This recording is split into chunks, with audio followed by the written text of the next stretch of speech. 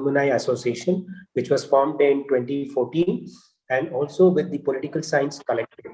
So this Political Science Collective is an informal grouping which was formed in April 2020 to continue with the academic interactions despite the COVID-19 pandemic. So without wasting much of the time, now I request Dr. D. Jeevan Kumar, former Chairman, Department of Political Science, Bangalore University, and also presently the Secretary of IIPA Karnataka Regional Branch, to formally welcome the guests and the participants.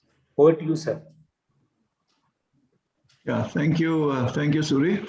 Ladies and gentlemen, warm evening to all of you. It gives me great pleasure to welcome the dignitaries who have joined us this evening. At the outset, a warm welcome to you, Mr. Alan Nazareth. It's your book, Ringside Seat to History, which has brought us all together. The Indian Institute of Public Administration, Karnataka Regional Branch, the Bangalore University Political Science Alumni Association, and the Political Science Collective. We have joined hands together to listen to you about your autobiography. The sound is not coming. The sound is not coming. Very laudatory reviews of this particular book. And we've been talking about inviting you for quite some time. Somehow it got postponed. But here we are, and you are our star speaker this evening. We look forward to you telling us, recounting your experiences as envoy of India in so many different countries and continents. A warm welcome to you, Mr. Nazareth. We look forward to listening to you. Mr. Mani Shankar Iyer, who is to chair this particular book discussion, a very eminent person. I think he's having some technical problems. Hopefully that should be resolved. He's got a very competent person we see with him who's trying to resolve it. I'm sure Mr. Mani Shankar Iyer will be joining us in a minute or so. Are you able to hear us, Mr. Mani Shankar Iyer? I'm just about able to hear you, but let's see. Okay, sir. We are keeping our fingers crossed. I'm Jeevan Kumar. I'm welcoming all of you. A warm welcome to you, Ms. Mani Shankar Iyer. Despite your busy schedule, you have agreed to be with us. You've agreed to chair this very important book discussion of Mr. Alan Nazareth's autobiography. We are indeed grateful to you, and we warmly welcome you to this evening's program. Thank you very much. Yes, sir. Mani, good to hear you. Thank you, Alan. Thank you so much. I've been having great technical difficulties at this end. But it surprises me because I thought every MP has got the most high-tech stuff that's available in the country. Well, I'm in Amritsar, and I think that is why there are problems. Anyway, let me just go through my welcome. I was also formally Nazareth, M.N. Ramesh, Sri Ranganath, Belindal, I was also Mahadeva Gowda, M. Basappa, Karanth. Can you Meena mute the others? Rao, Padmanabha, S.S. Meenakshi Surendra Kumar, Setu Madhavan, Vijay Nagarnawat. Could you mute the others, Suri, Ramesh? Jeevan, maybe you can speak a bit louder. I put it on maximum. Okay, I'll do that. Let me also formally welcome Mr. S. Ramanathan. He is the chairman of the Karnataka Regional Branch of the IIP. He's been leading us for more than 30 years now. A warm welcome to you, Mr. Ramanathan. We look forward to your introductory remarks. Ladies and gentlemen, let me also formally welcome the other dignitaries who have joined us this evening. The Vice Chairman of the Karnataka Regional Branch of the IIPA, Mr. S.V. Ranganath, former Chief Secretary of Karnataka. He is with us. A warm welcome to you, sir. To some of our distinguished EC members of the IIPA Karnataka Regional Branch, Ms. Dr. S.S. Meenakshi Sundaram, Mr. T. Setu Madhavan, and some other invitees.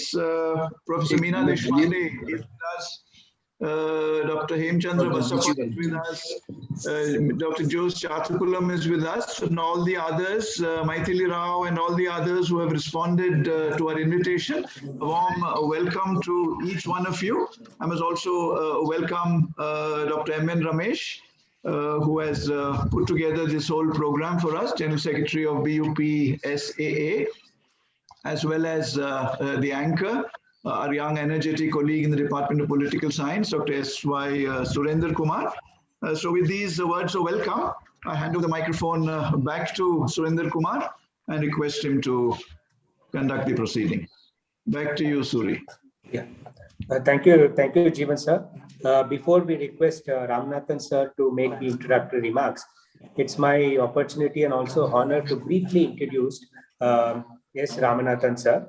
So basically, he had a very distinguished career in Indian Administrative Service, and he has held several key positions both at the government of Karnataka as well as the central government, key positions where he has contributed significantly for the growth and development of the state and also at the central level. Apart from this, M.S. Ramanathan sir is also recipient of Karnataka Rajyotsava Award 1993.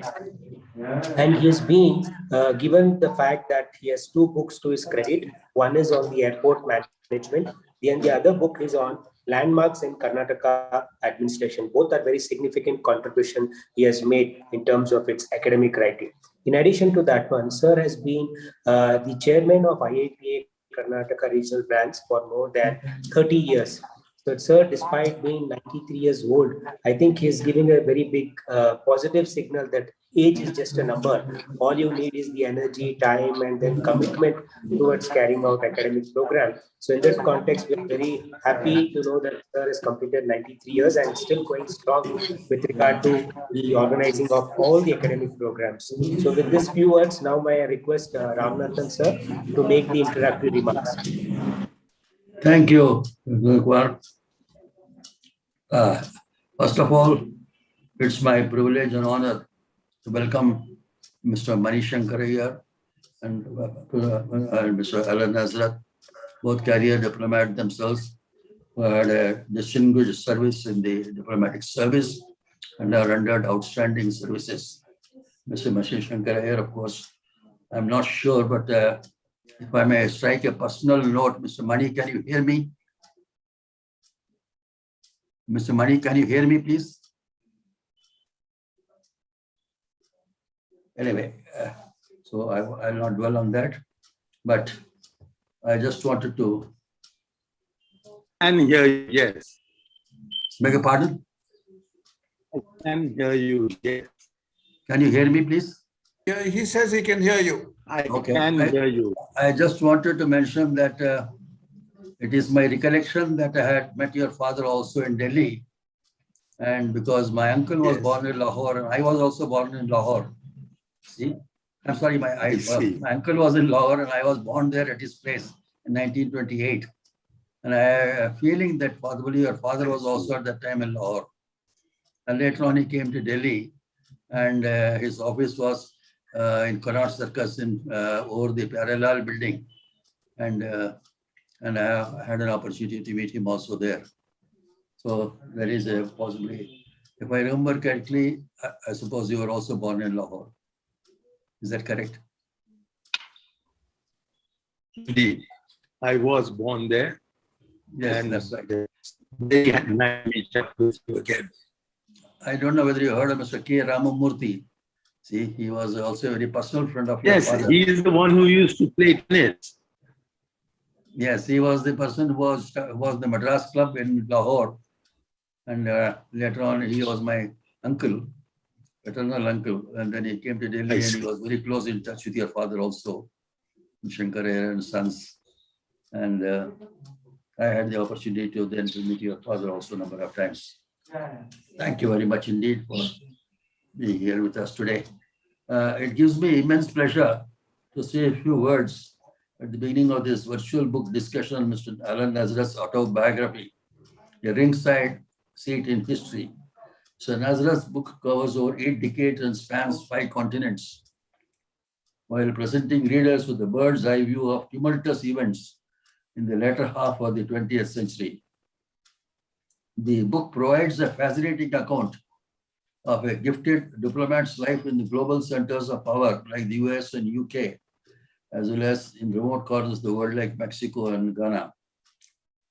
In his amazing autobiography, Mr. Nazareth chronicles deadly coups, tracking criminals on the run, encounters with the VIPs, and personal life of great joys and tragic loss. In my view, the biggest takeaways for the book are as follows. It shows what an envoy can do in furthering India's interest and standing in the world. It shows Nazareth's dedication to India's civilization, morals, and humanitarian values. It shows how much an active and imaginative diplomat can achieve in areas ranging from trade and commerce to music, art, and culture. Fourthly, it also shows that there is technically no retirement for an intellectually inclined civil servant. Mr. Nazareth has devoted his post-retirement years to reviving and diffusing Gandhian ideals, promoting peace and harmony, lecturing on land and on cruise ships, and in writing books. His 2 books on Gandhi have won international acclaim. Somebody has summed up the man beautifully when he said, Mr. Nazareth's life reveals an honest, self-critical person prepared to stand up for principles that define his moral identity. Thank you very much indeed. Kindly do proceed. Thank you, Ramanathan sir, for your kind words and your appreciation to Nasrat sir's contribution, academic writing, and also books on Gandhi. So now, before we request Manishankar Iyer sir to make his remarks as a chair for this session, I would just like to briefly introduce Manishankar Iyer sir. Although sir needs no introduction among these audience, but it is very important to reiterate his contribution he has made, not just in politics, but also in the academic and the foreign service arena. So as we all know that Manishankar Iyer sir entered the Indian Foreign Service in 1963, and later on he was the Joint Secretary in Ministry of External Affairs, and also later on he became the Joint Secretary at the Prime Minister Office. And he was also appointed as a diplomat in Pakistan. He was there from 1978 to 1982, and that's where most of his writings on Pakistan also has been thinking and has been shaped there. Then later on, after resigning from the Indian Foreign Service in 1989, Sir entered the arena of politics and finally entered the parliament as a Congress MP. So basically, as an MP, Congress MP in the parliament, he has held several key ministerial portfolios, like he was the Union Minister for Petroleum and Natural Gas, the Union Minister for the Panchayat Raj, then Union Minister for Youth Affairs and Sports. So in addition to that one, he has also worked a lot for the growth of the Congress party, and he was the chair of both Congress party's political training department and the Department of Policy Planning and Coordination within the Congress party. So we all know that Manishankar Iyer sir is a well-known political columnist and also social commentator, and he has several books to his credit, and one of the important and a significant book is the Pakistan Papers, I think, which is a must-read book for all those who are pursuing their research on Pakistan. In addition to that one, there are several other significant books like Confession of a Secular Fundamentalist and A Time of Transition, Rajiv Gandhi in the 21st Century. And he has also edited 4 important volumes on Rajiv Gandhi's India. So Sir's, Manishankar Iyer sir's areas of interest includes grassroots democracy, Indian foreign policy, particularly focusing on our neighborhood. And also he's been well versed on the West Asian region, and he's also written extensively on nuclear disarmament. So with this few words, now may I request Manishankar Iyer sir to make his remarks as a chair of this session. Over to you, sir.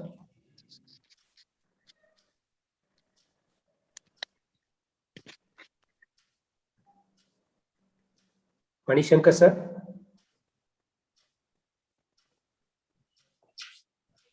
You hear me now? Yes, sir. Yes. Okay. Well, I'm delighted to have been invited by Alan Nazareth to chair this session. he was senior to me. And as it happens sometimes in the cycle of postings, I never had the opportunity of serving with or under him. And therefore, my own introduction to Alan was principally through his autobiography.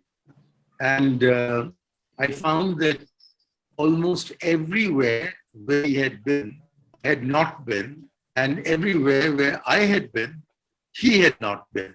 So in a sense, I was listening, I was reading the life of a fellow diplomat in locations which my career had not taken me to. And there would be, because of the high importance of this event, there would be a tendency to regard Alan's career as a bit like Sherlock Holmes chasing Dr. Moriarty, because the portion about how he spotted and then brought Dharm Teja to earth is certainly the dominant element of the book. But I think I need to underline those who haven't read the book that while it is certainly a fascinating diplomatic chase that Alan describes, it is not the whole of the book. So let me go back to some of those aspects which are not highlighted adequately. Number one, Dharm Teja, as a Nehru favorite, had become a shipping magnet to the point where the Indian ambassador in Tokyo, which was Alan Nazar's first post, hosted Mr. Teja to dinner. And that is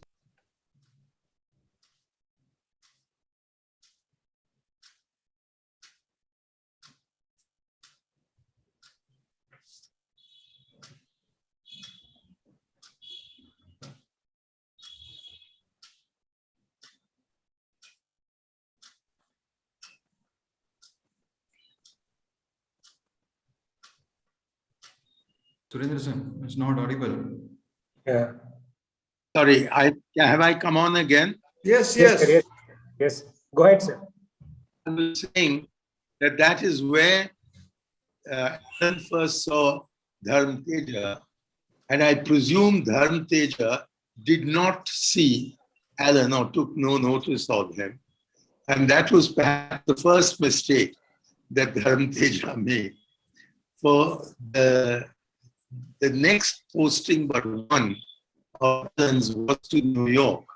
And it was in New York, in the Consulate General of India, that he ascertained where Mr. Teja was in New York and pursued the government of India's case against Teja, who owed our bank at that time a huge amount of money. And his enterprise, while it had drawn a lot of attention, because after, I imagine, V.O. Chidambaram Pillai, this guy Teja was perhaps the first shipping magnate that we got, certainly in independent India. And then it led to Alan making as many as 14 visits from New York to Costa Rica. And I was astonished to learn that while in Costa Rica on these 14 trips, Alan did not in fact know Spanish. And he conducted the entire investigation and the discussions with everybody concerned in English.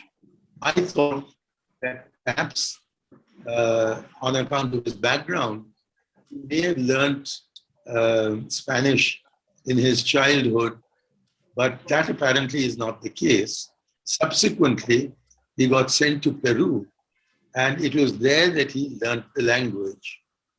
And so I would certainly invite those who've not read the book, pick it up and read up this Sherlock Holmes Moriarty story on how he tracked down Dharm Teja, which is not at all an easy thing to do. And then how this was partly facilitated by Alan's own interest in Mahatma Gandhi and one of his Costa Rican officials also sharing this interest. And that too contributed to their honoring and finally getting Dharam Teja. The other thing is that been overshadowed by this remarkable spy story, a diplomat as a spy, or a diplomat functioning as a raw agent without being involved, is that Alan's first posting and first love was Japan. It was very unusual in those days for a foreign service professional to choose Japanese as the language of his preference. And Japan, back in those days, was certainly recovering from the terrible consequences of war, but it was still not the kind of super economic power that it was destined to become some decades later. So it was unusual that a foreign service officer should choose to learn to speak Japanese. And the great disappointment that comes through the book is that having learned Japanese, he was never posted back to Japan.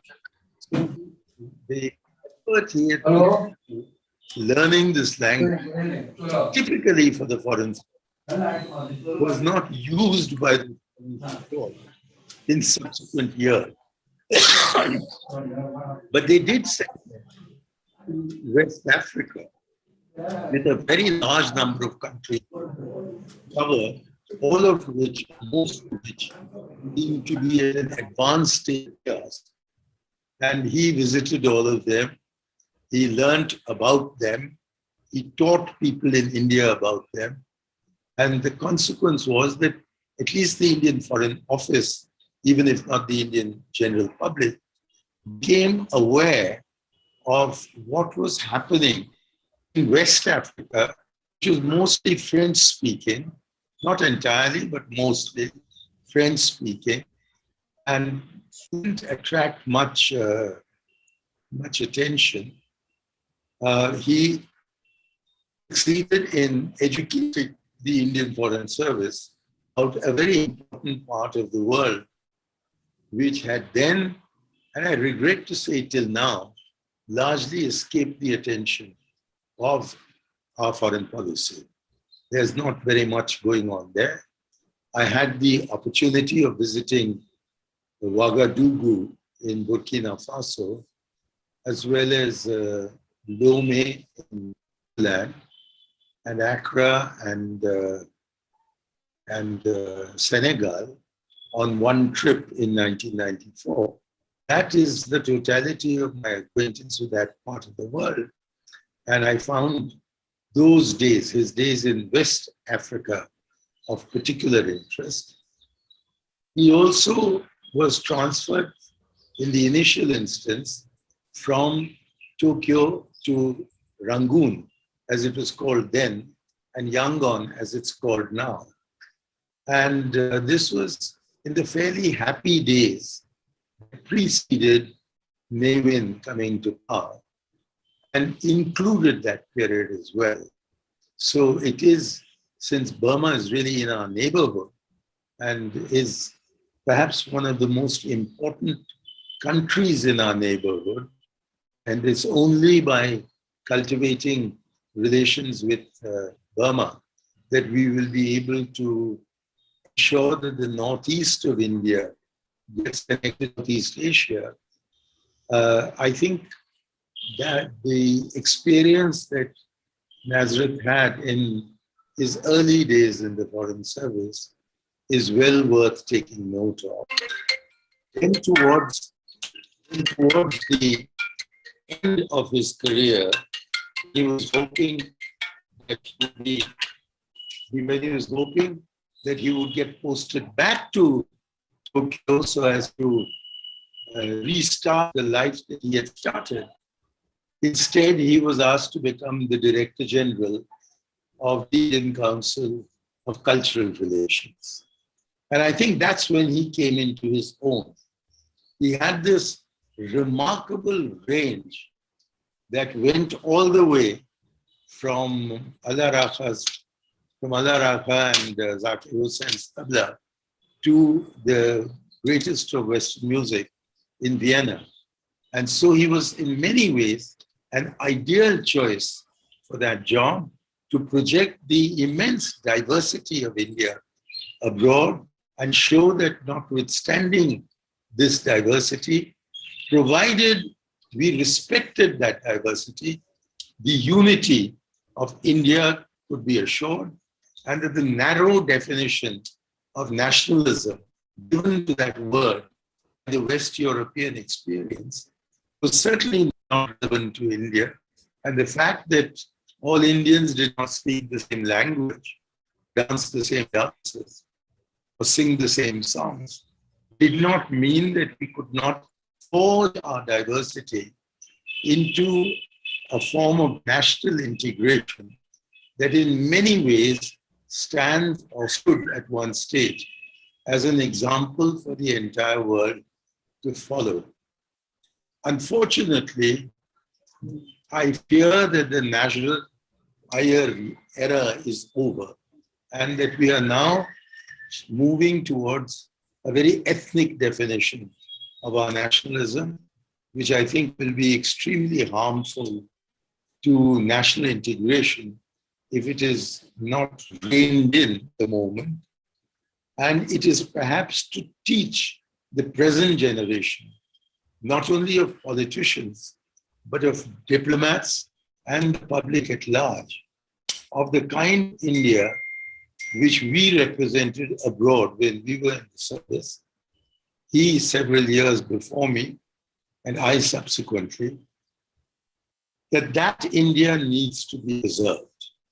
And so I would end by saying that perhaps the major reason we need to read Alan Nazareth's autobiography is to pick up two crucial lessons. One, that our unity as a nation is based on diversity and on respect for ethnicities other than our own. And secondly, backing this, a strong philosophical commitment to Mahatma Gandhi's thought. It's from Mahatma Gandhi more than I imagine from Nehru or his contemporaries that Alan gained this deep insight into the nature of our nationhood. And the more we drift away from Gandhi, the more we drift away from the values of our independence movement, the greater is the danger. A country that was brought together between 1885 and 14 might, if current trends are permitted to intensify, actually drive our country to the tukre state. So I would recommend Alan's book both for its sheer enjoyment, second, for the dramatic description it gives of life in diplomacy, third, for the variety of countries that he's been to, representing a country with a variety of cultures and religions and linguistic traditions, and most important of all, for being the living manifestation of all that was great in Mahatma Gandhi, the great soul. So with that, may I request that the others who are to comment on this, including Alan himself, may please be brought on now. Thank you. Thank you, Manishankar Iyer, sir, for your remarks as a chair of this session. And you have made very important points, like you just gave the diplomatic background of for Ambassador Alan Nazareth, sir. And also you talked about how it is important to have relations with the other countries, not just respecting the ethnicity and diversity within our country. It is also important to respect the same in the other country, and that's where Nasrat sir was successful. And he also talked about how important the relation with Myanmar is important, because if you want to develop the northeastern province, I think the Myanmar, having good ties with Myanmar becomes important. And finally, you also talked about the 2 key lessons which are very important, which has been well reflected in this book. And thanks for your recommendations and the insight on this book. So with this now, thank you, Manishankar sir. Now, before requesting Ambassador Alan Nasrat sir to speak about his book and also share his thought about the book, and then we'll follow with the discussion, I thought it's very important to briefly introduce Alan Nasrat sir. Basically, in his 35 years career as in the Indian Foreign Service, I think he has held several key positions, and he was part of a diplomat in several key missions, like whether it is Indian Embassy in Tokyo or Rangoon, Lima, London, and New York. During his tenure, he was also the High Commissioner, Indian High Commissioner for Ghana, and he was also ambassador for Egypt and Mexico. And the important one is that he was also the Director General of Indian Council for Cultural Relations, which is very key tool for India's soft power strategy. And we are seeing how successful the ICCR is playing an important role in taking forward India's soft power strategy. Apart from this, Nasrat sir retired in May 1994. And since his retirement, he has not taken a relaxing time, I think, because several universities within India and several universities outside India have been engaging him or requesting him to deliver lectures on Indian foreign policy, on issues like Gandhi, ideas and philosophies. And that way he's been engaging himself regularly. Apart from this, we could see that he has 2 important books for his contribution, which has been very significant and outstanding, that is related to Gandhi. The first book was Gandhi's Outstanding Leadership. The other book was Gandhi's The Soul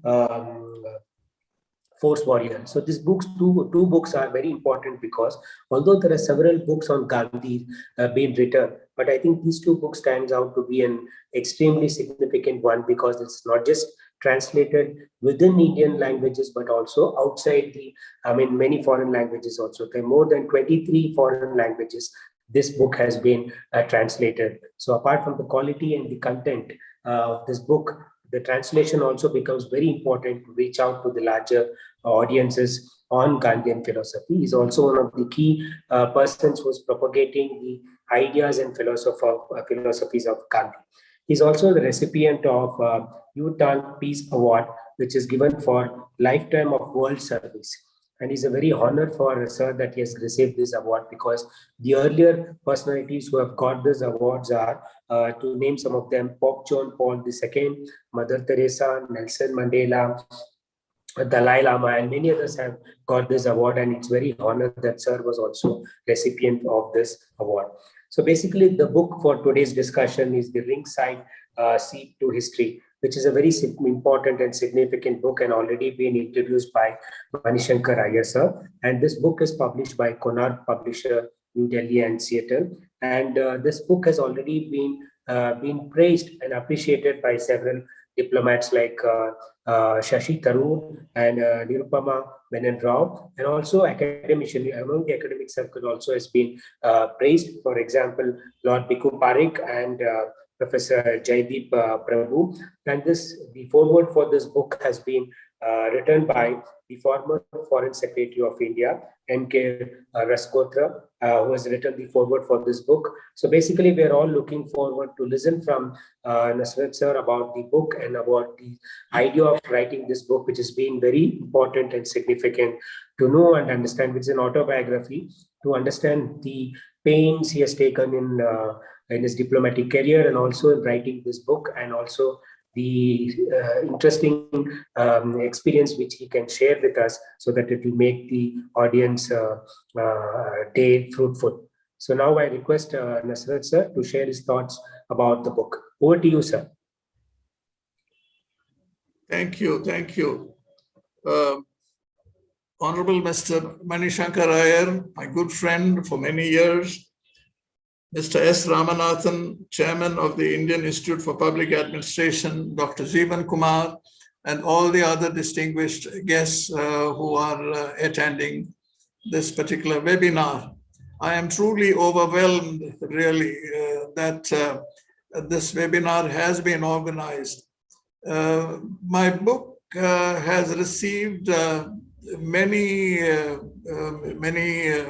wonderful reviews in India, as also abroad. In Mexico, where I served, 3 reviews of the book have come out. One has come out in Japan.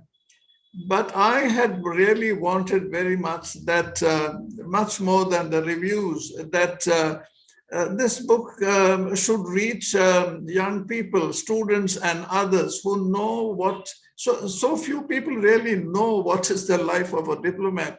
A lot of them have the impression that it's all, well, you know, traveling to different countries, living the good life, cocktail parties, golf and such other things.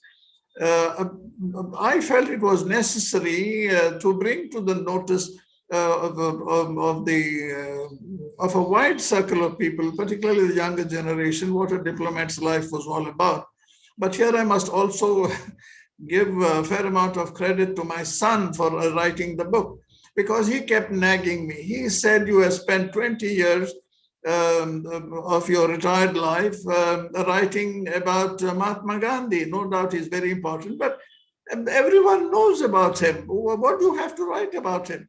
Your life is really so full of interest, particularly for the younger generation, that you ought to write this, you know, as a favor to the younger generation. And he kept assuring me it will certainly do as well as your other books.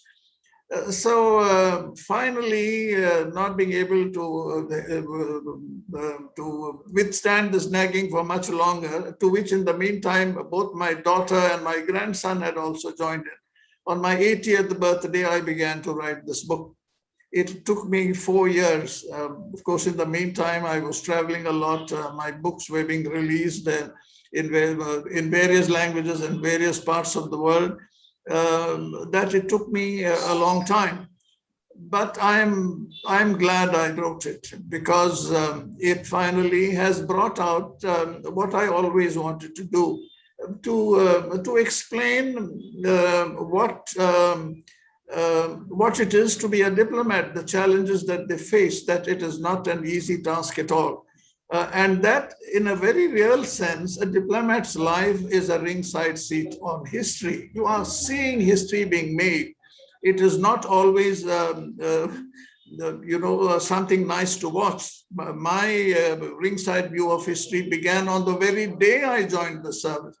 As I've written in my book, those days, young diplomats, the day they joined the service and signed up that they were accepting the service, were taken to meet Jawaharlal Nehru, not as Prime Minister, but as Foreign Minister of India. And he was keen to meet all the young officers. And when we were in his office, speaking to him, he spoke to each of us. The one who stood first in the batch was a lady, and she got a little more time than all of us. But all of us, he spoke to, wanted to know what we had studied, where we had studied, why we had selected the foreign service, etc. Now, he was coming towards the end of this thing, and he had just finished saying, you know, my good friends, people will tell you diplomacy is all about going abroad to lie on behalf of your country. This is one of the definitions of a diplomat. He said, I want to assure you, India does not expect you to lie on its behalf. But please keep in mind, there is no compulsive, compelling obligation to tell the truth. It was, for me, you know, in a way, a wonderful definition of the challenges of a diplomat. You try your best not to tell a lie, but you also often try to avoid telling the truth, because the truth is not always very comfortable in this case. And, you know, some of the things happening in India now and again were not very nice. Particularly, one of the things I used to bother people a lot abroad was about this bride burning, which was a great scandal in those early years. So he had just finished saying this when suddenly the foreign secretary rushed into the room and whispered something in his ear. obviously it was important because his whole attitude changed. Suddenly, from being the relaxed person he suddenly became serious and concerned. And then I could hear him also saying in return, why has this been confirmed? When did this happen? Who has confirmed this, etc. And then he turns around to us and to the foreign secretary and says, why are we speaking in whispers? Because these young officers will live with the consequences of today. What historic and prophetic words. Because the news the foreign secretary had brought was the Dalai Lama had just crossed the Tibetan border into India. This was the 31st of March of 1959. At that particular moment, the 10 of us sitting on that table must have been among the very few, most probably 15 or 20 or 25, anywhere in India or the world, who knew that this historic thing had happened because it had been kept very, very secret. It all began this way, and I have seen history being made at very close quarters in the various countries I have served. When I arrived in Ghana on the third night after I had arrived over there, there was a coup. And the president of that country, to whom I was carrying my letters of credentials signed by the president of India, was taken out along with 3 of his predecessors, put before sandbags and shot. It was the most shocking thing you could imagine. And when that revolution took place that night, army headquarters is just opposite our house. And the soldiers came into our compound, took their position, the revolutionary took their positions behind our front wall and were sort of firing into army headquarters from our compound. But army headquarters was also firing back, and those bullets were striking the walls of our bedroom. Fortunately, there were no glass windows there. So we have seen, this might not be very pleasant. It's certainly not. And in Liberia, it was much more brutal what happened, where they burst into the president's bedroom and they sort of bayoneted him in the presence of his wife, then took out his body and threw it somewhere and then all the senior cabinet ministers, including the Chief Justice, were taken to a public beach, tied to poles on that beach and shot. Now, this is absolutely gruesome. But, we may not like it, but the fact is this is history of those countries being made. And one has seen this. Now, I shouldn't speak too much about my book now because I would like to answer questions from those who will raise them. But a point also that I would like to make here is that 2 of our very distinguished guests have a Lahore connection. So have I. Because in the year 2000, I arranged a visit of 5 retired diplomats led by Foreign Secretary Rasgotra. There was also another former Foreign Secretary, Salman Haider. There was a lady, Manorama Balla, and C.V. Ranganathan, my batchmate, who made a 10-day visit to Pakistan on a friendship visit. Because I made the point to the chairman of the Indian side and the Pakistani side, who met in Bangalore in 1999, to say that everyone has, gone on friendship visits from India to Pakistan, including legislators, teachers, students, even army generals, but not a group of diplomats. And I said, no one has fought this battle of India-Pakistan in all the chancelleries and embassies of the world as diplomats. So, in a way, they were taken aback. They said, but, whoever comes have to live in our houses. You diplomats are very high-class people. Would you be willing to live in our homes? We said, yes, of course. What makes you think we won't? So we went. We spent 10 days over there. And honestly, I must say, this is one thing I share very closely with Manishankar Iyer. There is so much of friendship for India in Pakistan. And in fact, there was a great tragedy of those people. None of them really want an army government, but they have no choice. instead of always finding fault with them, we have to sympathize with them. Find in what way we can, be of help and consolation to them. My visit to Pakistan, M.K. Raskotra incidentally has written 5 whole pages about that visit in his book, A Life in Diplomacy. And it was a very important visit. And as an outcome of that visit, a direct outcome of that visit, our Prime Minister Vajpayee extended an invitation to General Musharraf to come to India. And, this happened in 2001 in the Agra summit. So this again, in some ways was not just a ringside seat on history, but in some way becoming a part of creating history. So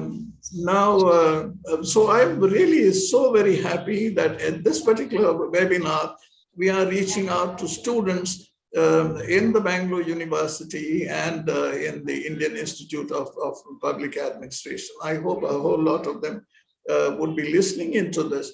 And I much hope that a lot of them will buy this book, because as already been mentioned by Mani, it's also not only about my life as a diplomat, but my life after I retired from there, which I have dedicated mainly to research on, to revive, promote, to write about Mahatma Gandhi, because I believe he is very, very important. And it was when I was in the service that I found, I was really stunned to see at every country I went to, at the highest level, president, prime minister, foreign minister, university president, had such a great reverence for Gandhi. When Mani has referred, to my going to Costa Rica, we did not only did I not know a word of Spanish at that time, we did not have diplomatic relations with Costa Rica. I had to function in this thing. So I asked to meet the foreign secretary. The foreign secretary kindly, and I must say to my great surprise, received me immediately on the same day. And when I go to see him, he tells me, Senor Nazareth, he told me, normally I wouldn't receive you because we have no diplomatic relations. And certainly, if someone received you, it wouldn't be at my level. He was called the Secretary General of the Foreign Office. He said, I have received you only because you come from the land of Gandhi. It was absolutely amazing and so heartwarming. And ultimately, before I left there, I suggested him, since you have such a high regard for Mahatma Gandhi, why don't we set up a Mahatma Gandhi Society here? He did. And we stayed in touch. And here also I must mention, since Mani has mentioned this, the Teja, who had managed to flee from the US into Costa Rica, he had been helped by a former president who was to fight the next election, and he was in rather big debt. And he could not have fought it unless he raised some money. Teja gave him $50,000, which is a lot of money in Costa Rica, particularly those days. And with that, incidentally, this man, whose name was Jose Figueres, managed to win that election. Thereafter, we had to file an extradition case there. We had almost got him when, Figueres intervened. He was then in Taiwan, but he managed to get his people to raise the point to say Costa Rica has always, been receptive of people being persecuted. And his information was that Teja was being politically persecuted and that he should at least have a fair trial. So it became an extradition case which went on for 4 or 5 years. And Figueres, having become president, now gave Teja a diplomatic passport. with which now he decided to travel to his old haunts in France and then to London. But amazingly, this same foreign secretary, the Ghanaian foreign secretary, at his own, he had retired from the foreign service, from the Costa Rican foreign service by then. At his own cost, he has called me when I am in Costa Rica. He has found out through a nephew of his who is in the travel business and got the whole itinerary of Dharma Teja and gave it to me. It was the most vital information that we had got. And that was what I conveyed immediately to Delhi. Delhi then, shared it with Interpol. We decided not to act against him in France because we have no extradition treaty with France, and we decided to deal with them in London. So the moment he landed in London airport, all dressed up in his smart Savile suits, he was arrested. He couldn't believe this, and he sort of showed his diplomatic passport.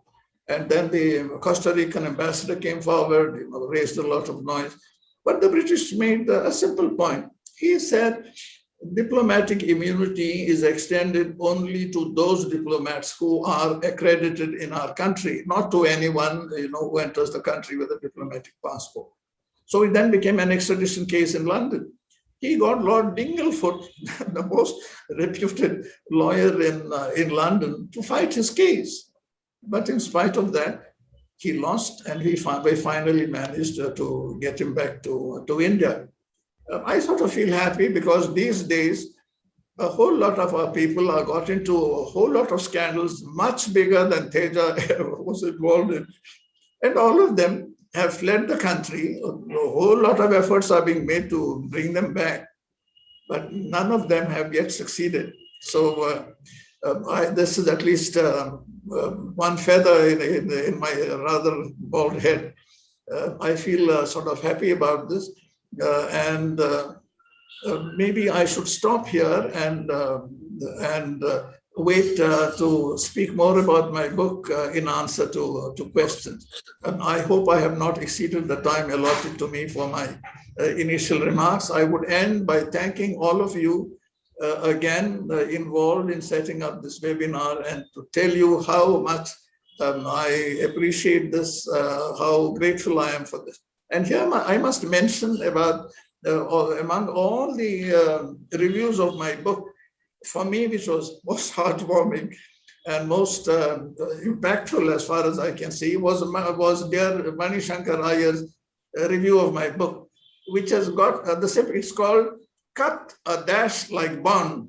Now he has referred here to Moriarty, Professor Moriarty, but it was he who gave me the James Bond nickname that I now have. And it's a wonderfully written review in this inimitable style, and which what he said today is a lot of what he has mentioned in that review of his. So besides buying my book, I also urge all of you to read that review. It came out in Outlook magazine. It is titled "Cut a Dash Like Bond." Thank you, Mani. Thank you very much for writing that review, but even more so for attending this meeting from the holy city of Amritsar.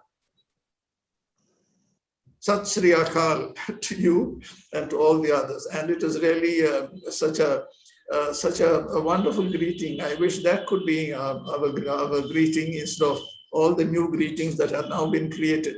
But maybe I should say something also very important, which I have written about in my last chapter.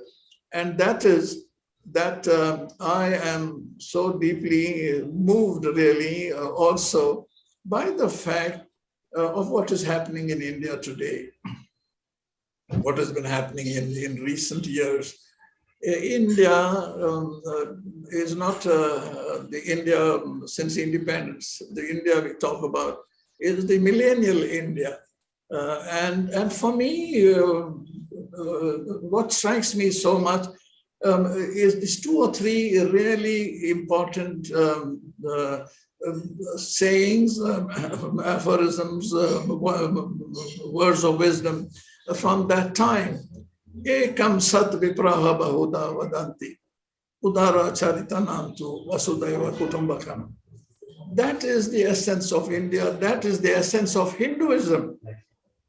And that is what today is being eroded in the most atrocious manner. And the country which has been united, which fought with such unism for our freedom, except for the few people who did not participate in it and who today are preaching nationalism to all of us. To me, I never imagined I would see anything like this in my lifetime. And I believe the time has come for all of us to stand up against this. And the two outstanding examples for me, having studied and written and spoken so much about nonviolence, are two really remarkable nonviolent uprisings in this country. One is of these Shaheen Bagh women. Old women come with their children and their grandchildren on a cold December day and stayed there for 4 months, reciting poetry, singing songs of harmony, doing nothing but showing that they are resisting this new effort to divide India. Once they did that, there were sort of Shaheen Baghs being repeated all over the country, not only by Muslim women, but by women of all other communities. The other thing that I see today and really so heartwarming is our farmers of every community, Hindus, Muslims, Sikhs, Christians, and everyone. This is the longest, most unifying, best organized, non-violent movement in the world anywhere. No other movements have lasted so long for 9 months. And now they are holding Mahapanchayats, to bring to the notice and to rouse a whole people. I feel so happy and feel so proud. And I believe this is going to just certainly, I am confident this is going to change the politics of this country. And that India, the India that we love, the India of Gandhi, the India of millennial India will be restored to us before long. I shall end my remarks here. Once again, I apologize if I have taken more time that was allotted to me. Thank you. Thank you, sir. Thank you, sir, for giving the gist of your book, I think, which is quite tempting and provoking us to grab the book at the earliest and to have a glance of your wonderful book. And a lot of hard work has gone into writing of this book. You rightly pointed out that it took almost 4 years for you to write this book. I'm sure it is going to be worth reading because you talked about your interaction with Pandit Jawaharlal Nehru and also your experience in as an ambassador in Ghana. Then subsequently, you talked about the encounters in Costa Rica and the other regions wherever you have gone, and how Gandhi has helped a lot of diplomats in terms of gaining the identity of India, and they've been very kind enough. And also talked about the non-violence aspect in the present context. So surely I'm hoping that there are a lot of questions from the audience, and they would be happy to ask questions or make their observations. And now the floor is open for discussion, and Nasrat sir will be able to address your queries and clarifications. Nasrat sir, would you like to explain the picture on the screen, sir? Did you ask me something? So Yeah. 1 minute, 1 minute. Yeah, okay, sir. Jeevan sir, yeah, go ahead, sir. Ladies and gentlemen, I've gone through Mr. Nazrat's book, and apart from the fascinating chapters, which recounts the good work that Mr. Nazrat has done in all these countries where he was posted, there are photographs. There are at least 30, almost 30 photographs, which are actually episodes from history, one could say. I have chosen 3 such photographs from Mr. Nazrat's book. I'm not, I would like Mr. Nazrat to tell us very briefly the context and the highlights behind each of these 3 photographs. The first one, I think, is there. Is it visible, Suri, the screen? Yes, sir. Visible. The first Visible. photograph? Yeah, visible, sir. Okay, now this is a photograph that I'd like Mr. Nazareth to tell us about, because it's a historic agreement that India signs with the United States. And there are two very important personalities here, Henry Kissinger as Secretary of State and our External Affairs Minister, Mr. Y.B. Chavan. This is the first photograph, and I'd like Mr. Nazareth to tell us something about the agreement and the background to the agreement that was signed between India and the United States. Mr. Nazareth, sir. Yeah, I was much involved in this. I don't know why I was asked to handle this. I was then director in the economic division. And this was actually an Indo-US subcommission on scientific, educational, and cultural cooperation. But however, this is the wisdom of the MEA. I was put in charge, so I prepared, took all the trouble, prepared these two agreements. The agreement in two separate versions. It is made in Hindi and it's made in English. Now Dr. Kissinger signs the one in English first, and then our External Affairs Minister signs it in Hindi first. Now, when our minister was to sign his the Hindi version, all the sort of pens, silver pens, neatly kept on the table. When he dipped his in the pot, it turned out there was no ink in the pot. That, of course, was not my responsibility. That was had to be done by MEA. I was only to deal with the written agreement. So he suddenly said, "Ye kalam nahi likhta hai." So we had a major problem on our hands. Now, the only thing I could do immediately was to pull the Parker pen out of my coat and give it to him. So that agreement, the Hindi agreement and the English agreement on the Indian side has been signed with my Parker pen. That is one historic thing. The other thing was that having signed his agreement in English, that agreement then is handed over to Y.B. Chavan, and the Hindi version is then handed over to Dr. Kissinger.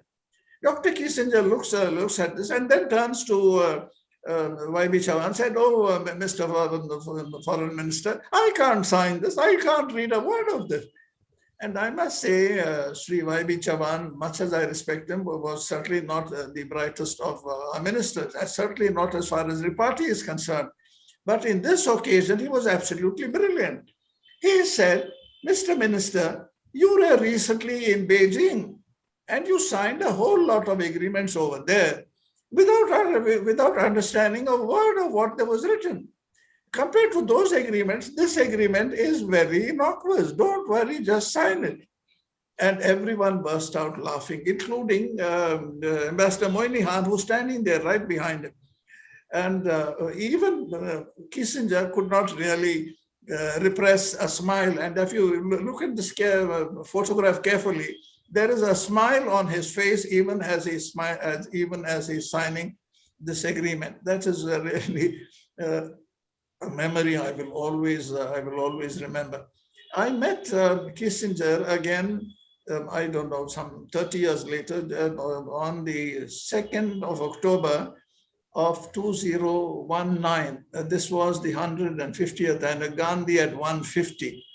And the J.B. Morgan, I must say, as their tribute to Gandhi, decided to hold their annual meeting in Delhi that year, and to have all their top people, including Kissinger. There was also a former Prime Minister of Australia, and there were a whole lot of the who's who of world corporates, including the head of Exxon and a whole lot of others.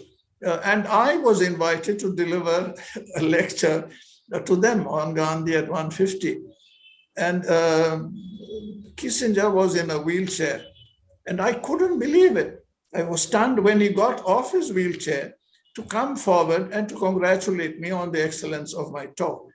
Now, thanks to my dear wife, who's always been an excellent diplomat's wife, when she heard that Kissinger would be there, she said, why don't you take this photograph and get him to sign it?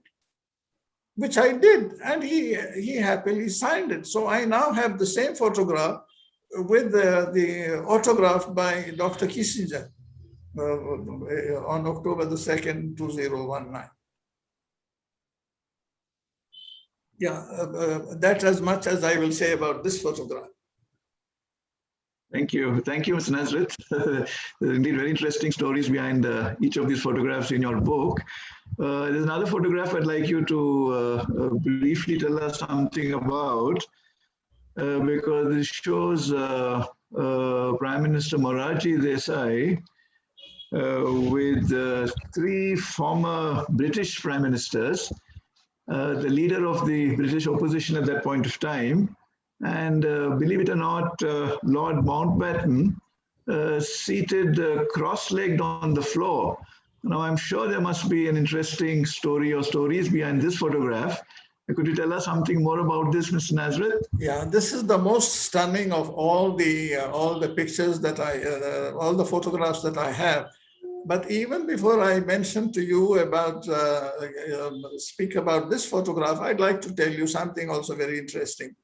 When Morarji won that election, shortly thereafter, B.K. Nehru, who knew him quite well because he had served with him in the Ministry of Finance when he was finance minister, he wrote to him as, my dear Prime Minister, the warmest congratulations on your victory, on your becoming Prime Minister of India. But now that you become Prime Minister of India, I'm sure you are going to send me home, going to dismiss me or some word like that.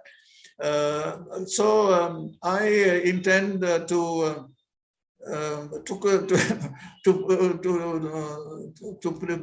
prevent this by submitting my resignation. So herewith I'm submitting my resignation.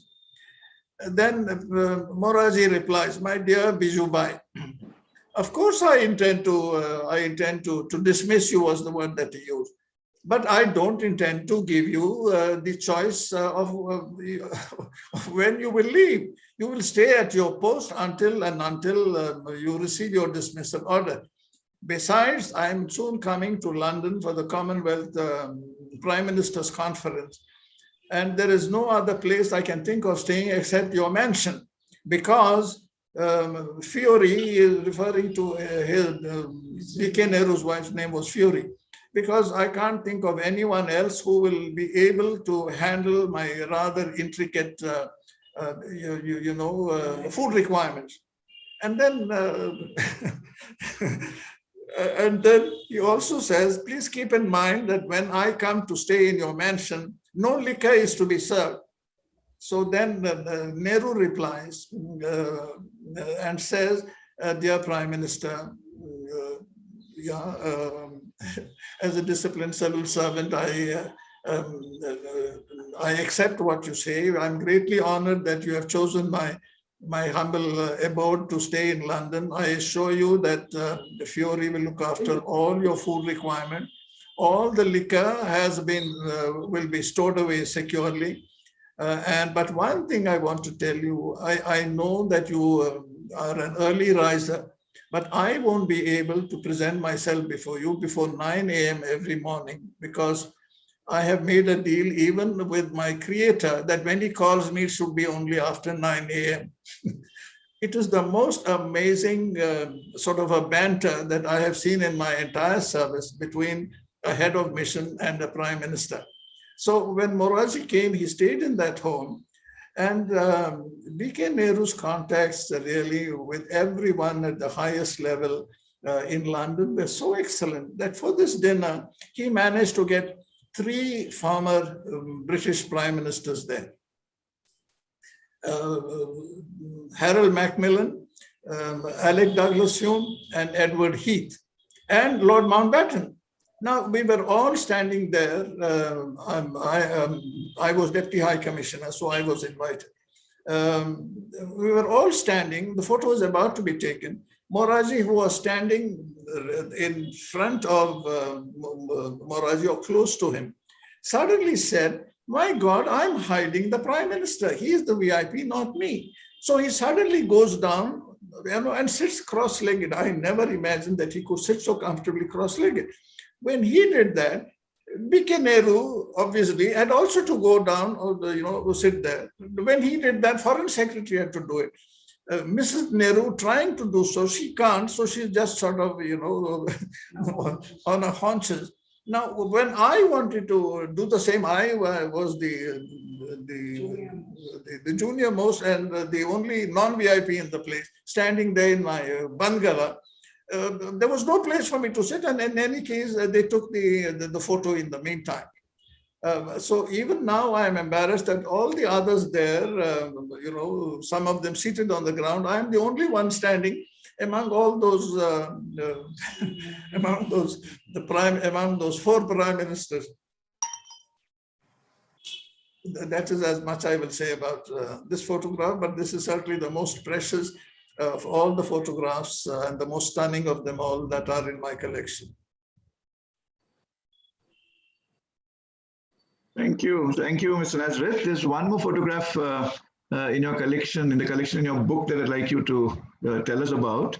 I think, yes, this is the one. Yeah. Zubin Mehta and his wife. Yes, Mr. Nazareth. Yeah, this was in London. The High Commissioner was in India. He had gone for consultations. This was actually to discuss Prime Minister Callahan's visit to India the next year. So I was acting High Commissioner. It was, I think, the day after Christmas when I get a call in the morning and said, is that acting High Commissioner Nazareth? I said, yes. He said, this is Zubin speaking. I couldn't believe it. I said, Zubin? Zubin who? Zubin Mehta? He said, yes, Zubin Mehta. He said, I'm conducting,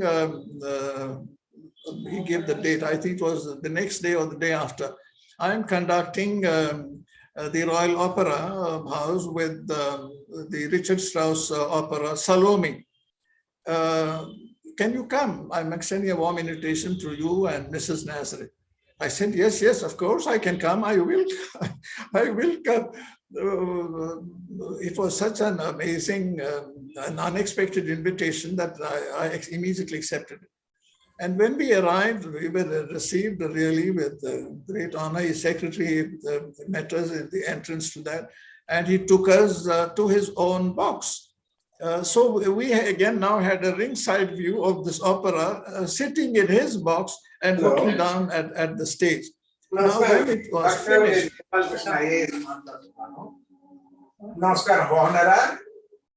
who is that? There's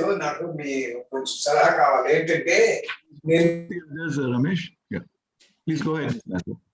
Yeah, so when it was finished, we had another pleasant surprise when the secretary came up to the box and told us that the maestro would like you and Mrs. Nazareth to come, backstage and have a glass of champagne with them. So we went, we were conducted there, and it was really amazing for us to have champagne with him, his wife, and all the opera singers who had just sung in that opera. They were really stars of international repute. We were really almost swept off our feet. When we were leaving, I timidly asked him, I would so much like to give a reception in your honor. Would you be willing to come? He immediately said, yes. Yes, of course, I will come. Will you give me samosas and green chilies?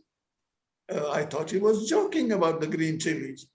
But when and they came, he came, and you see all the opera stars there.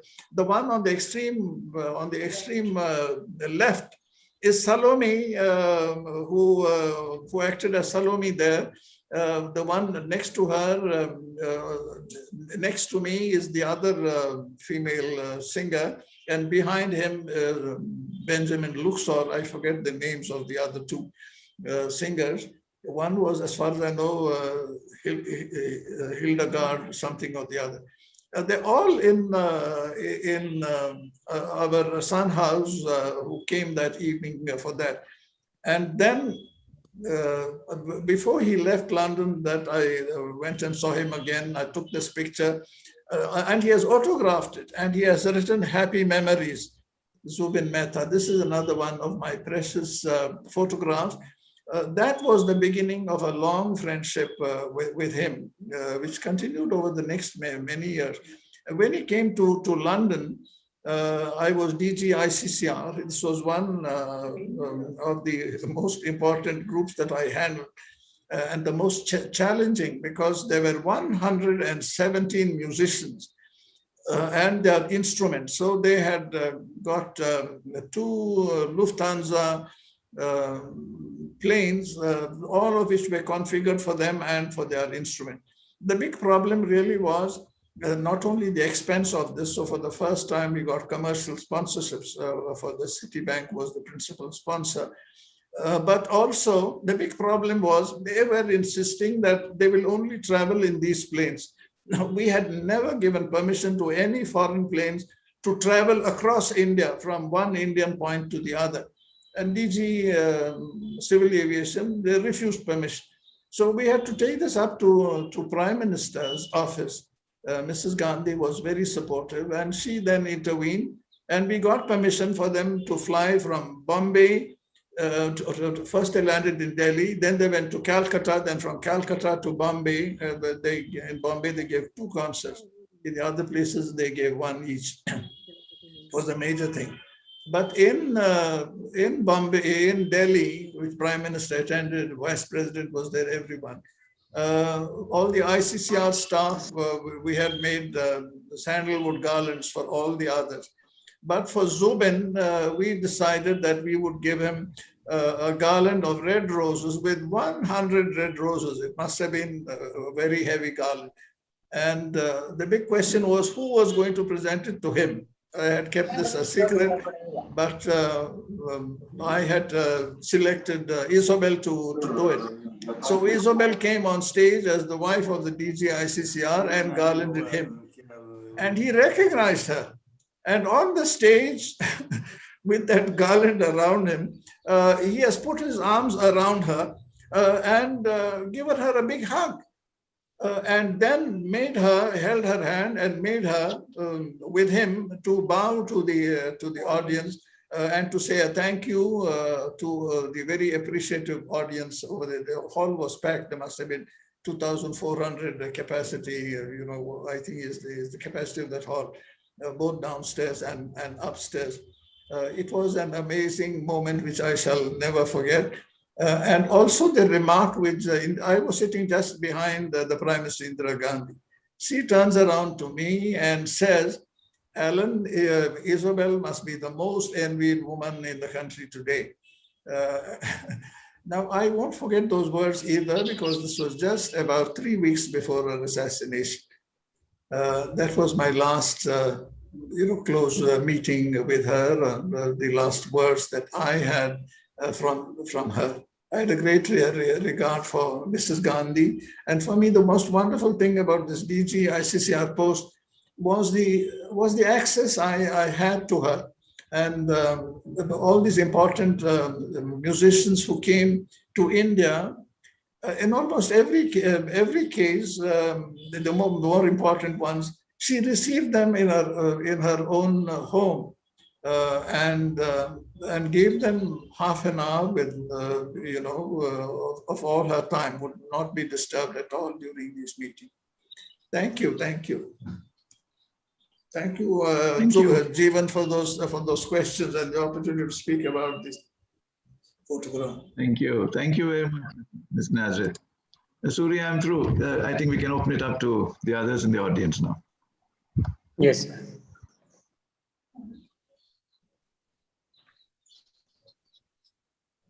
So anybody wish to ask any questions or clarifications to Nazir sir, please feel free.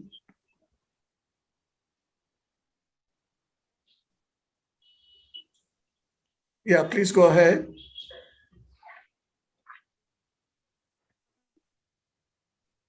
Hello? Yes, sir.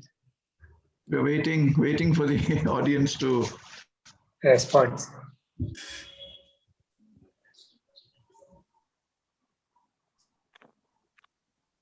Good evening, everybody. Yeah, go ahead. Good evening, everybody. It's Belinda Lopez. And I'd like to first thank Professor Jeevan for having given us this opportunity to participate in this webinar. And I'm a lecturer in a government college. And I really thank Professor Jeevan Kumar because I wouldn't have access to people like you all. And I would like to say thank you for sharing this, sharing your experience, Mr. Nazrin. It was wonderful. And one or two things I would really like to say is, if you could kind of reach out to more people and kind of share your experience, especially to students in government colleges.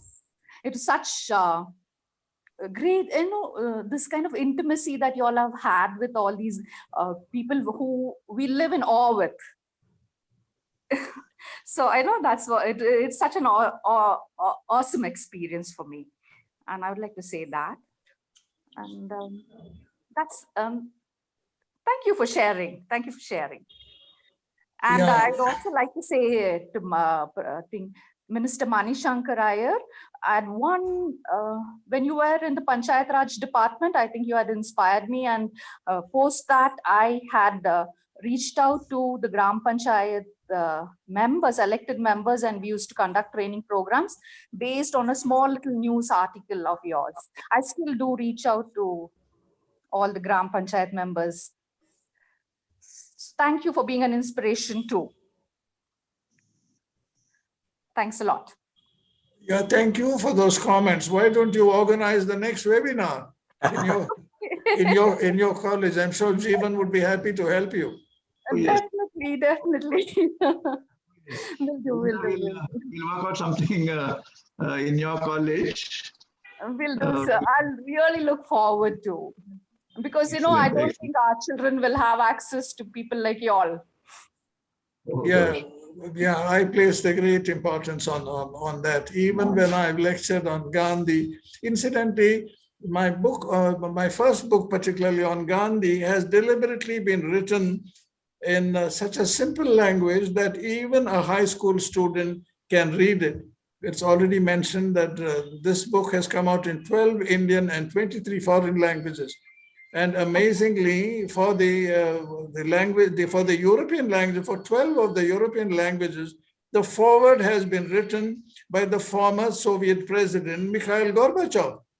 Wow. And it's amazing to see, the words of praise that he has used for Gandhi. And he has said that he believes that the future of the world depends on the world, now accepting non-violence and non-violent conflict resolution if humanity is to survive. Now that we have produced such absolutely dreadfully destructive nuclear weapons. Okay. I hope we'll be able to get our children to read that. I'm looking forward for a continued association. Wonderful. I'm so happy. Yeah. Work out something, Belinda. Thank you, sir.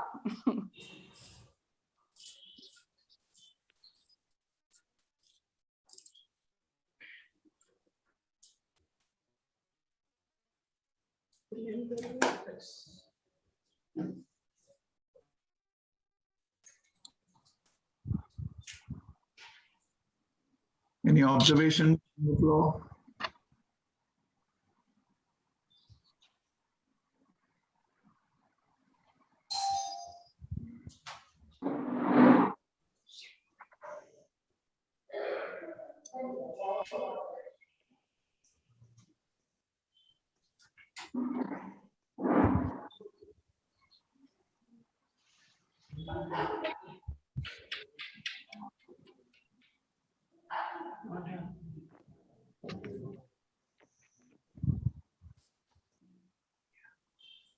Jeevan sir, shall One second. Manishankar Iyer sir to make the concluding remarks, sir.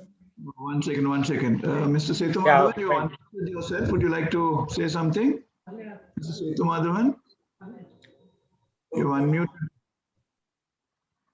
Are you asking me, Jeevan? No, no. One of our EC members, Mr. Setu Madhavan, is unmuted. Yes. I'm wondering whether you would want to say something.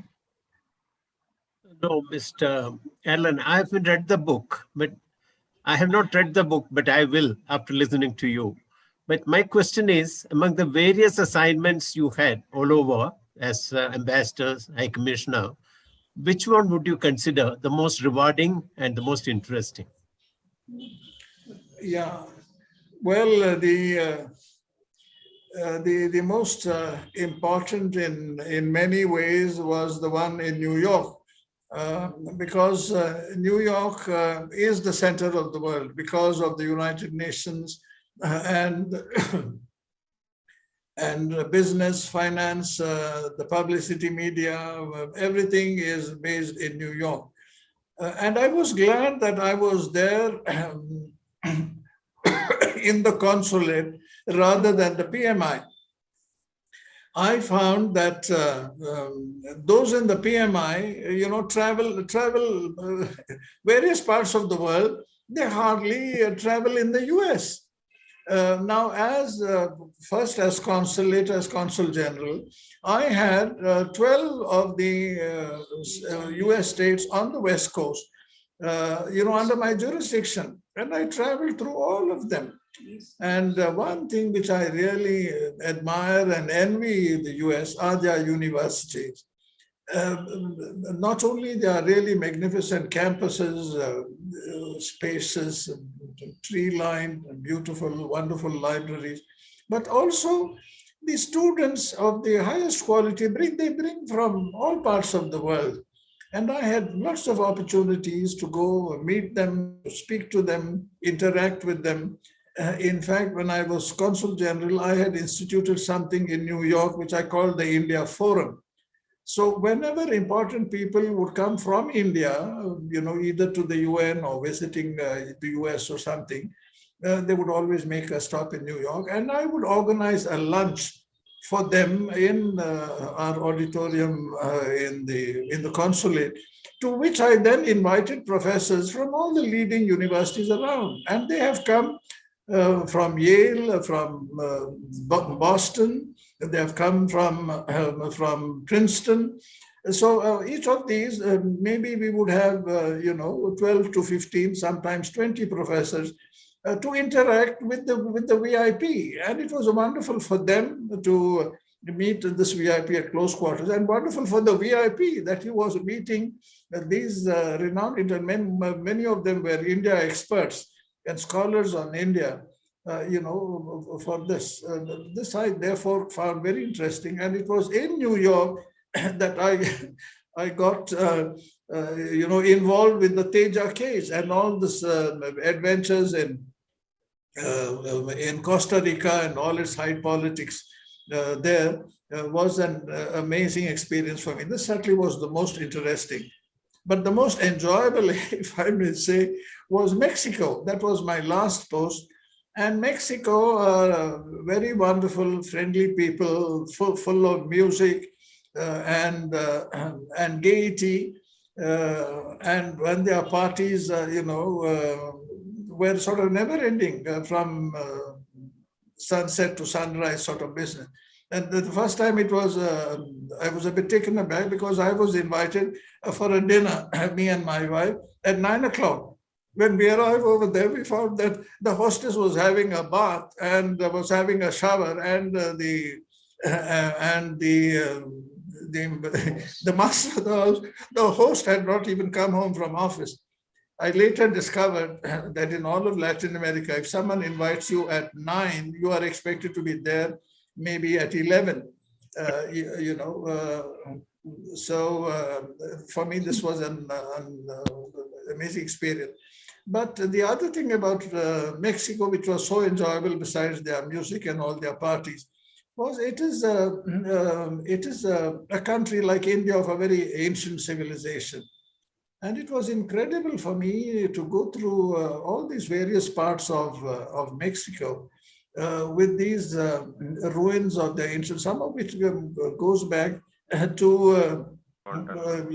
maybe to 500 BC, maybe even earlier.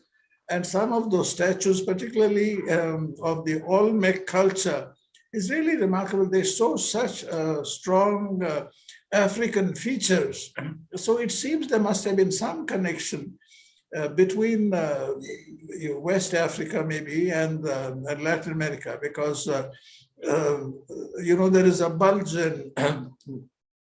in South America, much of it in Brazil, but some of it also, extends down to part of Mexico.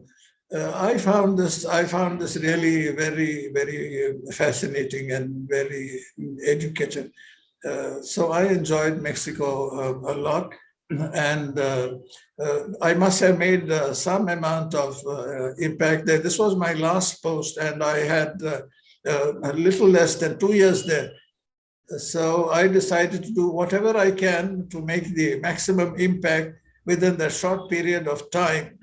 And so we did a big India promotion in Mexico. And we got, as DJ ICCR, I had learned one thing from she was known as the Tsarina of Indian culture, Pupul Jaikar. She had made the point that like breaking through a sound barrier, our challenge is to break through a cultural barrier. So, just sending out a dance troupe here and a music troupe there doesn't mean anything. You've got to create a certain mass and momentum. Now, out of this, we created the concept of the festivals of India. For instance, the festivals of India in the US went on for 18 months. And there was everything in it, exhibitions of ancient art, there were craftsmen, there were classical musicians, classical dancers. And they went in the US to, I think, 100 or 110 different cities. So the whole of the US was covered, and it was amazing. They'd never seen anything like this. And also the amazing thing was, much of this expenditure on this was ultimately raised by us and by our diplomatic mission in the US through NRI Indians, because for them also it was a great benefit to see their country being presented in this magnificent fashion. So it was really a brilliant idea. So the similar thing I decided to use in Mexico. We made a very major exhibition from India, and it was titled La Magia de la India. It means the magic of India. And we got handicrafts, we got musicians, ICCR sent them. We did a retrospective of merchant ivory films. We got business delegations, Air India came, so and so. And as a sort of a tribute to me before I left, one of the Mexican papers said that our concept of India always was that in some mysterious way, and not just mysterious, some amazing way, India combines all the wisdom of the Vedas and the beauty of the Taj Mahal and the poverty of India all into one. That was the impression of every Mexican. At least it was so until Mr. Nazareth came to town.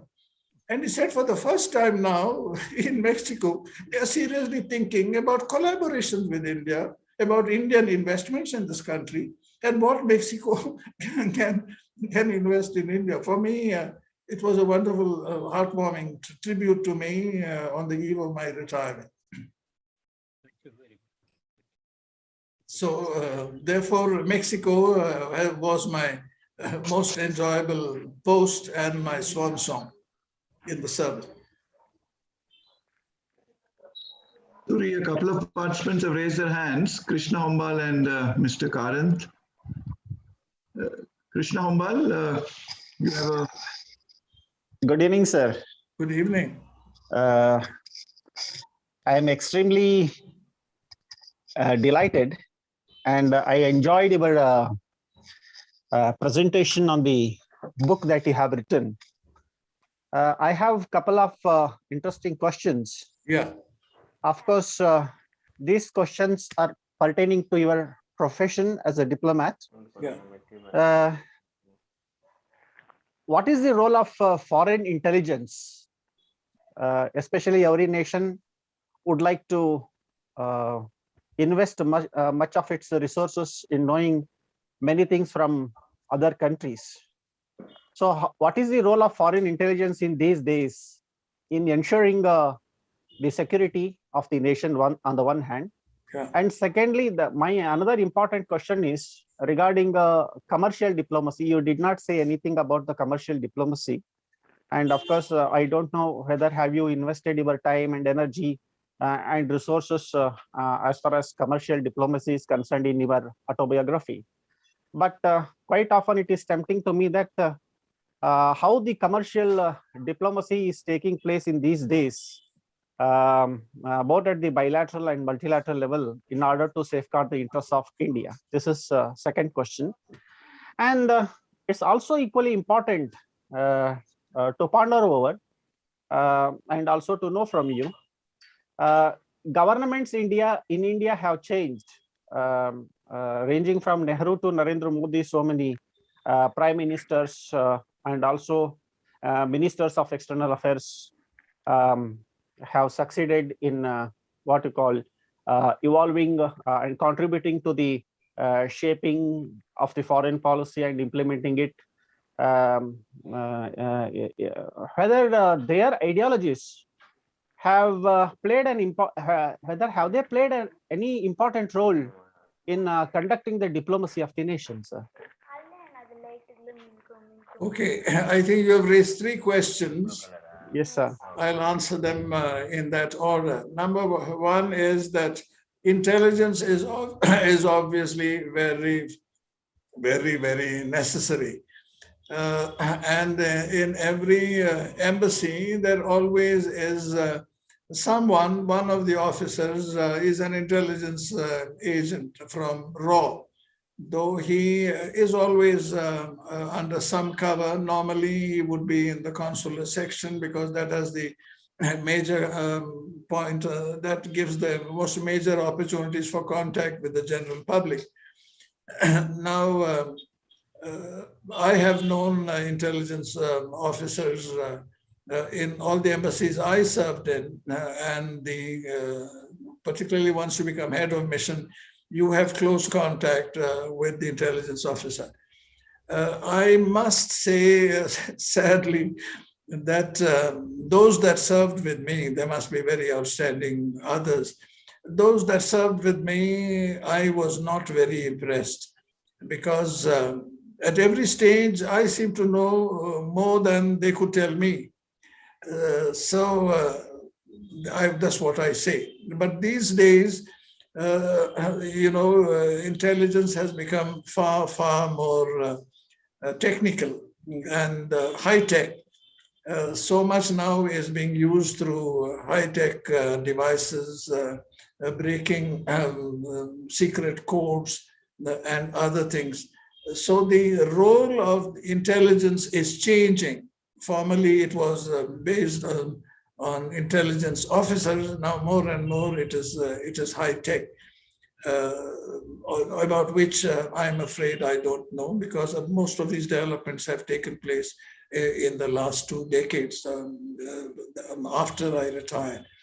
Now, as far as commercial the diplomacy is concerned, this is the one thing in which every head of mission is most closely watched and monitored, because ultimately commerce and exports are bread and butter. So you must at least earn that much for the country, where at every post, at least to pay the cost of running your post.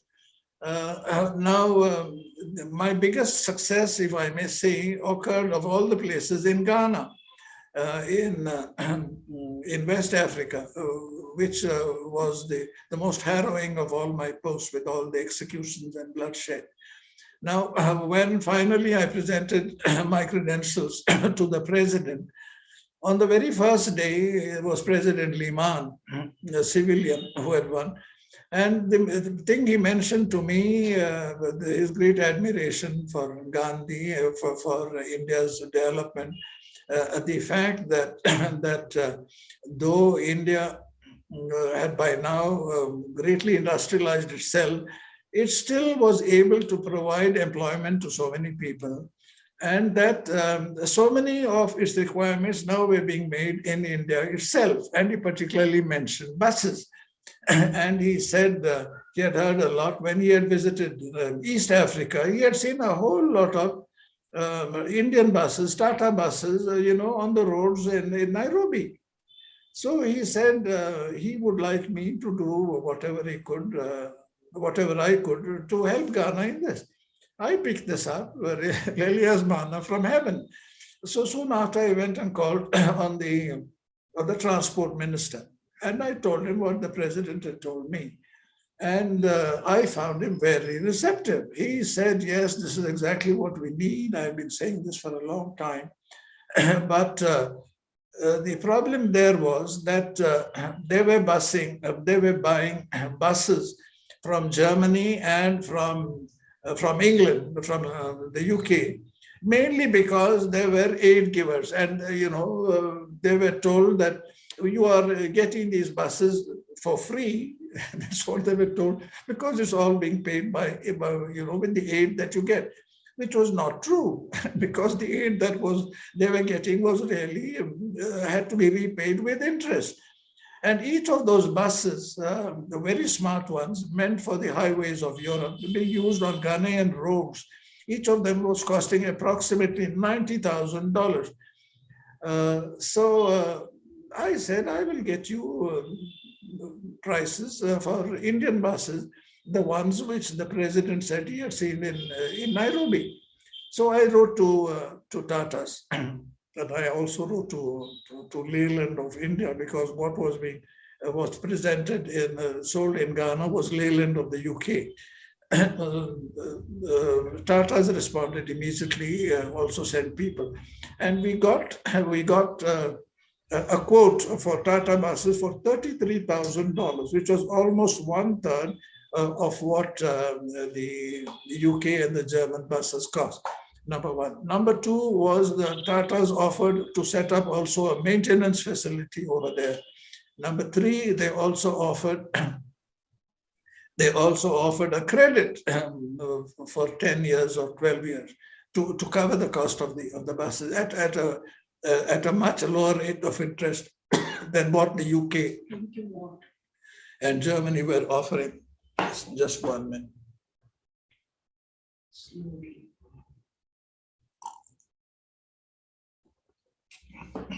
When the German and UK and British ambassadors heard that we had made this offer, my God, there was a whole campaign against Tata buses, in their speeches, particularly in the news media and through the opposition parties, to say the Tata buses are all outmoded buses, very old technology, and that some of them even went to the thing of saying, in fact, they are old used buses which are just being repainted and being sent to you.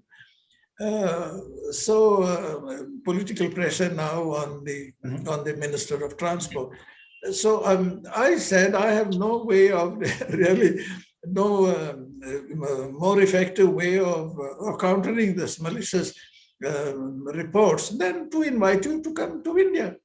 You come to India, be our guest, you visit the Tata factory, you see for yourself whether they are painting old buses or they're producing new ones. So he went with this team and he couldn't believe his eyes. When he came back, he said, more or less, what they are doing is I see steel blocks going in one side and Tata buses coming out the other. But what impressed him most of all was the track on which these buses are tested.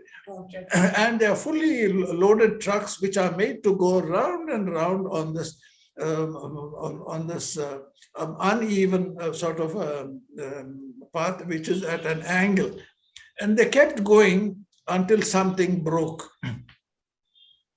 It is then that they found that this was the weak point. And then they went the next step to make sure that, this thing is corrected. This is what impressed the minister most of all. So when he came back, he placed an order for 200 buses with an option for 200 more.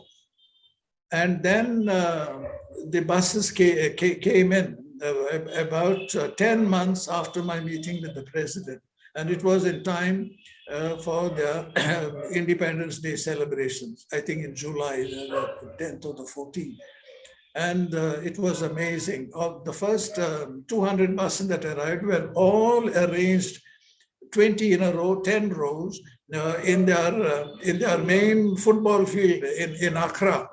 And a high stage was made therein with the president, vice president, minister of transport, and the Indian ambassador sitting next to them. And the president made, said a lot of good things about India, about India's industry, about Tata buses, and about the Indian ambassador who had done so much to make all this possible. And then, as is in presence of all the others, he made a gift of a Ghanaian hand-woven cloth, which is like giving a shawl in India, except that the Ghanaian cloth is much bigger, wider, and much more expensive. So for me, it was a proud moment. But the much prouder moment came 2 months later, when, by an amazing coincidence, on the 2nd of October, the New York Times published a report, a half-page report about India's breakthrough in Ghana with its buses against the stiffest opposition from 2 European suppliers. And in that was a picture of the Ghanaian Minister of Transport and of me. I wanted to include this in my book, that particular report. But amazingly, just that one news report to publish it was going to cost something like $800. And my publisher said, it's not really worth it. We'll just give the link to it, and they can as well, whoever is interested could see it.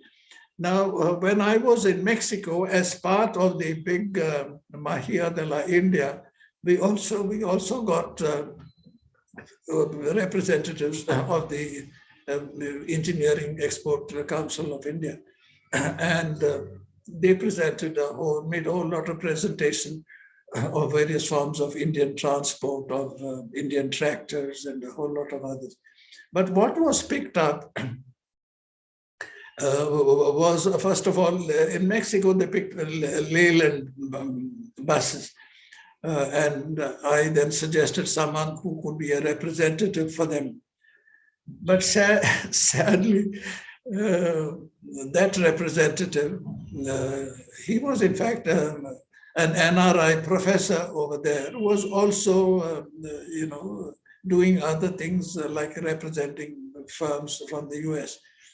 But amazingly, within 3 or 4 months after this happened, and I had just left Mexico retirement, he was kidnapped, as happens often in Mexico, must be from some rival, from a rival transport company. He was kidnapped and sadly never heard of again. He must have been killed.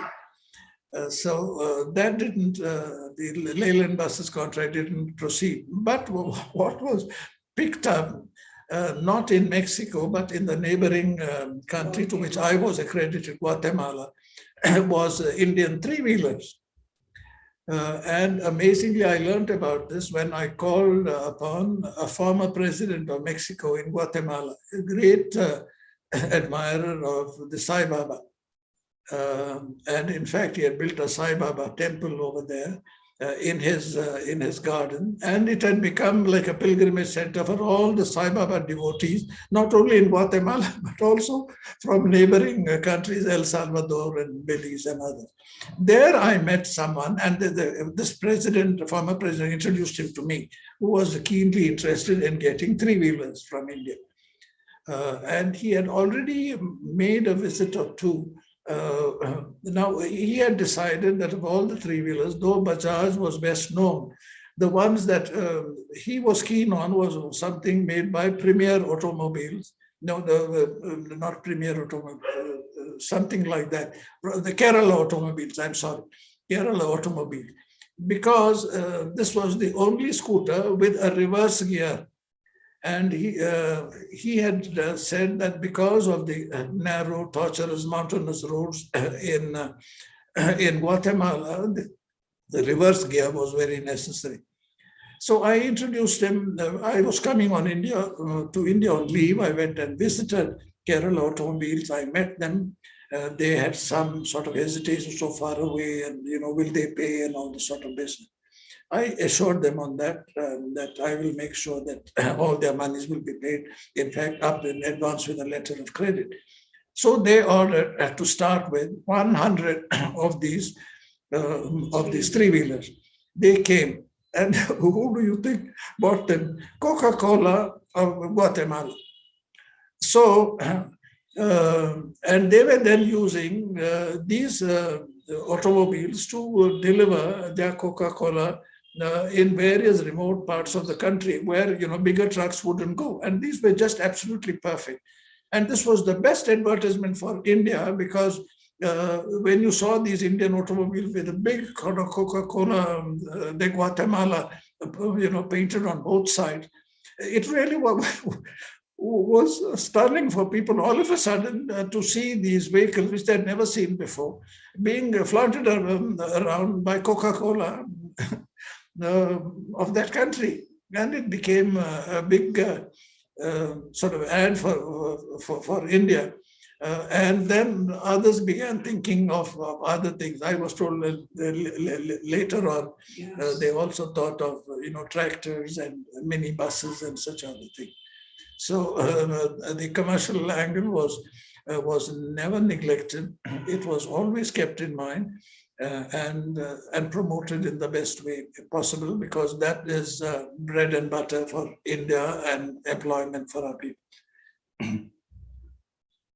Now, I'm sorry, I think there was also a third question besides commercial.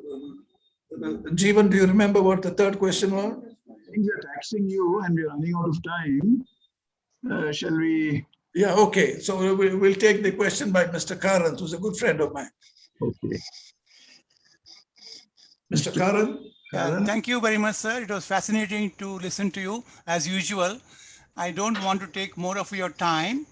And I have only one question. You started your career in Japan. Would you be kind enough to say one very, very special incident or thing which impressed you or you would like people in India to know? Thank you very much, sir. Thank you. In Japan, I had the privilege of being on one of the early travel runs of their Dream Express. That was, of course, mainly because of the good relations which our ambassador had with all the manufacturing companies. Our biggest, of course, the closest contact was with Mitsubishi Shipbuilding, where all those ships, bulk carriers, were built, by Jayanti Teja, and they were really super modern ships we could all be very proud of. So though Teja defrauded the country and fled the country, what he gave to India, which all became part of Shipping Corporation of India later, were these magnificent bulk carriers. But at the same time, Japan was working on its Dream Express. And we had the opportunity of going on it. And it was absolutely an incredible experience. The smoothness, you hardly feel in a way that you were traveling. There were no jolts, no bumps, unlike trains in India, every time, because of the rails that are sort of bolted together. You feel all the time that you are traveling. But here it was really as smooth as silk. And the only way you could tell at how high the speed you were traveling was because when you look out of the windows, it was just a blurred mass of green with all the trees and green fields. You really couldn't see them individually. It was just like a splash of green. The only thing that was clear in the distance was the magnificent Mount Fuji, as beautiful as ever. And we traveled from Tokyo to Kyoto, I think as far as I remember, in little more than an hour. And a very smart lunch, Japanese lunch was served on the way out. On the way back, we had a high tea. And it's one of the really memorable days of my life as far as Japan and Japanese industry is concerned. But I also have a very sad memory of Japan. That is of Air India inaugurated its first jet service to Japan. I arrived there in August, and I think this must have been in November, as far as I recall. And one of the VIPs on that flight was the first Indian chief of air staff, Mukherjee. And it was amazing the reception he got. Though he was coming in a private capacity, he was received by the 3 service chiefs of Japan at the airport, given a motorcycle escort, and drove into town. The ambassador had a reception for him that same evening. Those same air chiefs were there. So was the Minister of Defense, Minister of Civil Aviation. That night after the reception, sadly, I've written about this in my book, a friend of his from the Navy, who was in fact based in Tokyo to buy spares for Army, for the Navy from Tokyo, high-tech spares, suggested they go out and have a typical Japanese dinner. So he took them out and apparently, served him typically Japanese sushi. The dear Air Chief Marshal must have put that first bit of tuna in his mouth and found it, somewhat repulsive. So instead of spitting it out, the poor man tried to swallow it, and it got stuck in his throat. And he died. It was the most shocking thing. We had just seen him alive in the middle of the night at 3 o'clock or 4 o'clock. I'm called, I was the only Japanese knowing offset that time, and a publicity officer by our military attaché, saying that this is what has happened. We all need to be in the embassy early in the morning by 9. And by then the news had spread like by wildfire. All over. People couldn't believe this because that morning's papers contain all the pictures, of the 3 service chiefs receiving him, all this.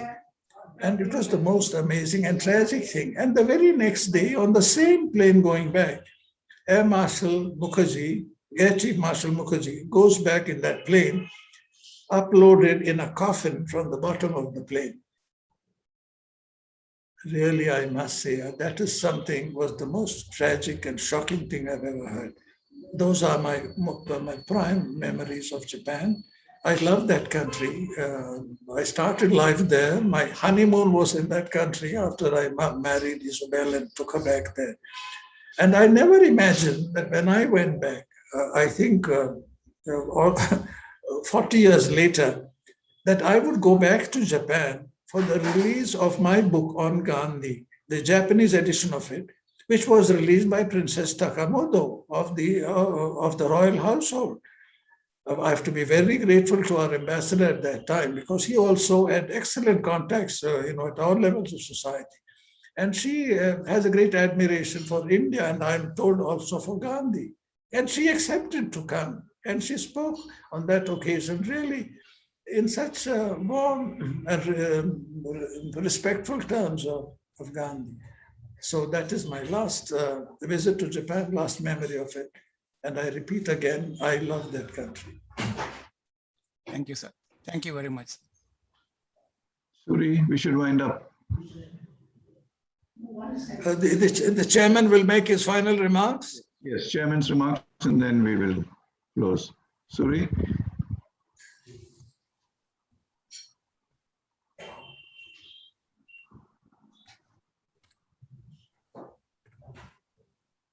I think we have lost Suri briefly. Is the chairman still there? I can see him. I can see his name.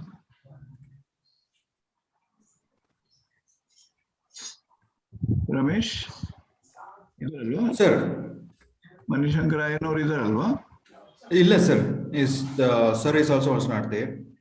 Oh, I think we have lost chairman too, sir. In the sense that connectivity, Suri and our chair we have been unable to connect with.